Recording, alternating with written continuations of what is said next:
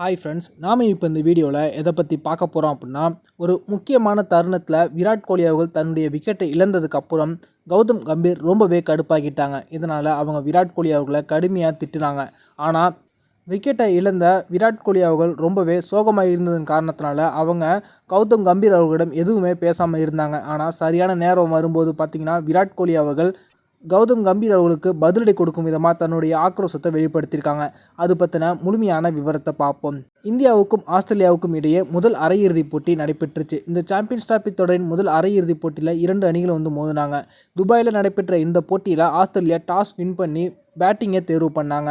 முதல்ல பேட்டிங் பண்ண ஆஸ்திரேலிய அணி 49.3 ஓவர்களுக்கு அனைத்து விக்கெட்டுகளையும் இழந்து 264 ரன்களை குவிச்சாங்க. இதில் அந்த அணியில் அதிகபட்சமாக கேப்டனான ஸ்டீவ் ஸ்மித் 71 ரன்களை குவிச்சாங்க. அதே போல் மற்றொரு மிடில் ஆர்டர் பேட்ஸ்மேனான அலெக்ஸ் கேரி அவர்கள் சிறப்பாக விளையாண்டு அவங்களும் பார்த்தீங்கன்னா இந்திய அணிக்கு ஒரு பெரிய நெருக்கடியை ஏற்படுத்தியிருந்தாங்க. அவங்க பார்த்தீங்கன்னா 57 பந்துகளில் 61 ரன்களை குவிச்சிருந்தாங்க.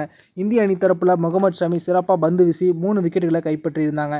அதே போல் வருண் சக்கரவர்த்தி மற்றும் ரவீந்திர ஜடேஜா தலா 2 விக்கெட்டுகளை கைப்பற்றி அவங்களுக்கு நெருக்கடி ஏற்படுத்தினாங்க. அதற்கு பிறகு 265 அப்படின்ற ஒரு டார்கெட்டை நோக்கி களமிறங்கின இந்திய அணியில் டாப் ஆர்டர் பேட்ஸ்மேனான சுப்மன் கில் 8 ரன்கள் ஆட்டம் இழந்தாங்க. பிறகு கேப்டனான ரோஹித் சர்மா அவர்கள் 28 ரன்கள் ஆட்டம் இழக்க இந்திய அணியை சரிவில் இருந்து மீட்க வேண்டிய பொறுப்பு விராட் கோலி கிட்ட வந்துச்சு. அவங்க அதற்கு ஏற்றவாறு ஒவ்வொரு சிங்கிளாக எடுத்து இந்திய அணியை சரிவில் இருந்து மீட்டாங்க. அவருக்கு உறுதுணையாக ஸ்ரேயஸ் ஐயர் சூப்பரான இன்னிங்ஸ் ஆடினாங்க. அரை சதம் கடப்பதற்குள்ளே அவங்க விக்கெட் இழந்து வெளியேறினதுக்கப்புறம் சிறிது நேரம் அக்ஷர் பட்டேல் விராட் கோலியோட பார்ட்னர்ஷிப் போட்டாங்க.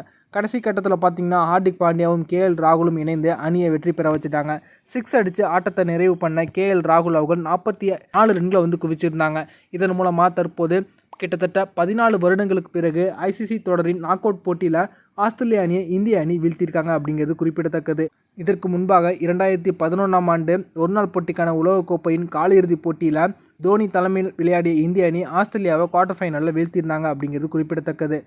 இந்த போட்டியில் விராட் கோலி 84 ரன்களை எடுத்திருந்த போது முக்கியமான கட்டத்தில் அவங்க தேவையில்லாமல் ஒரு பெரிய ஷாட்டுக்கு போய் தன்னுடைய விக்கெட்டை இழந்துட்டாங்க. அப்போது பார்த்தீங்கன்னா மிச்சம் 44 ரன்கள் கிட்ட இந்திய அணி அடிக்க வேண்டியதாக இருந்துச்சு. ஒரு இக்கட்டான சமயத்தில் விராட் கோலியோட விக்கெட்டை இழந்துட்டாங்க. ஆனால் அந்த சமயத்தில் அவங்க அந்த ஒரு தவறான ஷாட்டை விளையாடி இருக்க வேண்டிய அவசியமே கிடையாது. இதனால் பெவிலியன் திரும்பிய உடனே ரொம்பவே கோபத்தில் இருந்த கௌதம் கம்பீர் விராட் கோலி அவர்களை பார்த்து கடுமையாக திட்டினாங்க. எதற்காக இந்த நேரத்தில் இப்படி ஒரு ஷாட் அடித்த, பொறுமையாக விளையாடி சதம் அடித்த பிறகு ஆட்டத்தை வெற்றிகரமாக நிறைவு பண்ணிட்டு வந்திருக்கலாமே, இந்த நேரத்தில் இந்த ஷாட் தேவையே இல்லை அப்படின்னு ரொம்பவே கடுப்பாக பேசிட்டாங்க. அப்போது ரொம்பவே அமைதியாக இருந்த விராட் கோலி அவர்கள் எதுவுமே பேசாமல் உள்ளே போயிட்டாங்க. பிறகு பார்த்தீங்கன்னா ஹார்திக் பாண்டியா களத்துக்கு வந்ததுக்கு பிறகு கொஞ்சம் நேரம் செட்டில் ஆனதுக்கப்புறம் அவங்க சுழற்பந்து வீச்சை அதிரடியாக விளையாடி வரிசையாக 3 சிக்ஸர்களை விளாசினாங்க.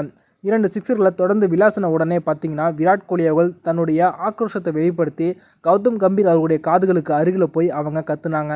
அப்போது கௌதம் கம்பீர் எதுவுமே பேசாமல் அமைதியாக அவங்க கைத்தட்டி ரசித்து மட்டுமே கொண்டு இருந்தாங்க.